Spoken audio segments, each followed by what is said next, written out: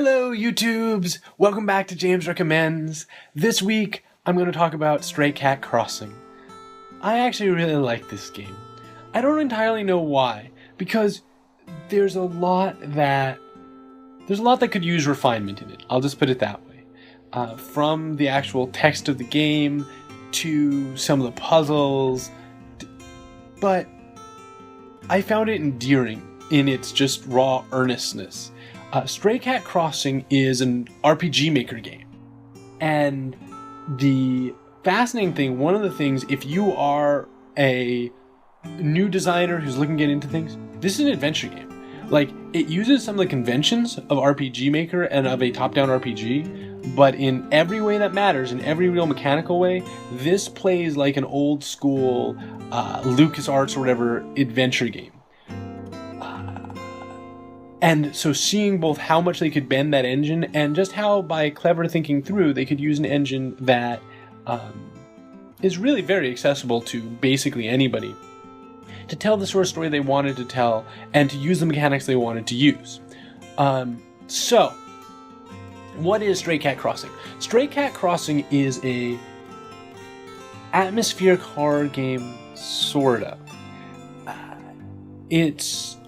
I'm trying to talk about it without giving too much away, but it is a game where at the beginning you meet a young girl on the side of the road and she's lost, and you walk her home and you give her your scarf and she walks away with it, and you chase her into this house to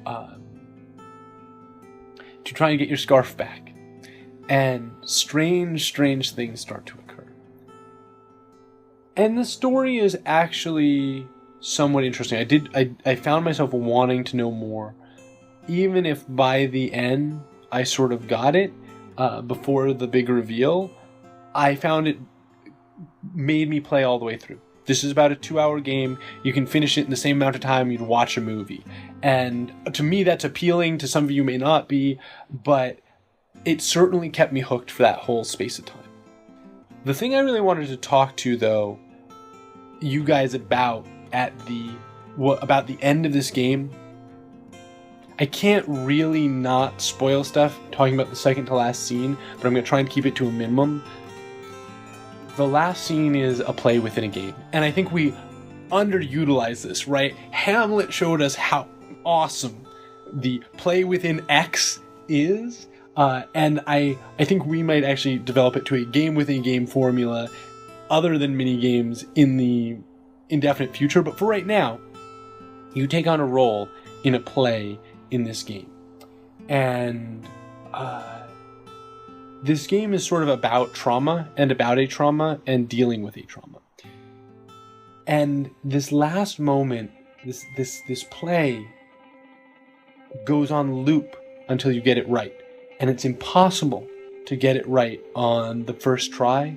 And I think for me it took like 6 probably playthroughs of this last play, of acting in this last play, to actually get through it and get to the end of the game.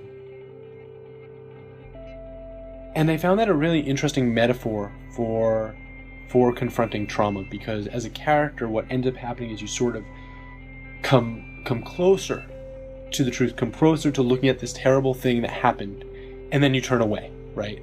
And the play breaks, and you start over again. And that was a really interesting experience for me, because I'm lucky enough, I mean, we all carry our trauma, right? But I'm lucky enough that I feel like I've gotten through life pretty okay. And having this experience of trying to look at this thing and not being able to, and having to do that over and over again, was actually fairly powerful. And so while there's plenty that could use refinement in Stray Cat Crossing, there's also a lot that's unique here. I love the art style. I love the music.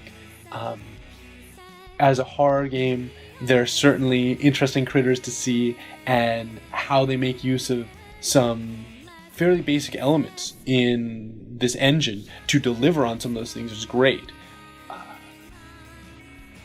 But really, it's this play within the game and this idea of confronting trauma and never not being able to quite do it, and having to relive that moment, getting closer and closer to it until you can finally face it. That was a really powerful thing, and so as a designer, I think it's worth looking at. So this week, James recommends Stray Cat Crossing. See y'all next week!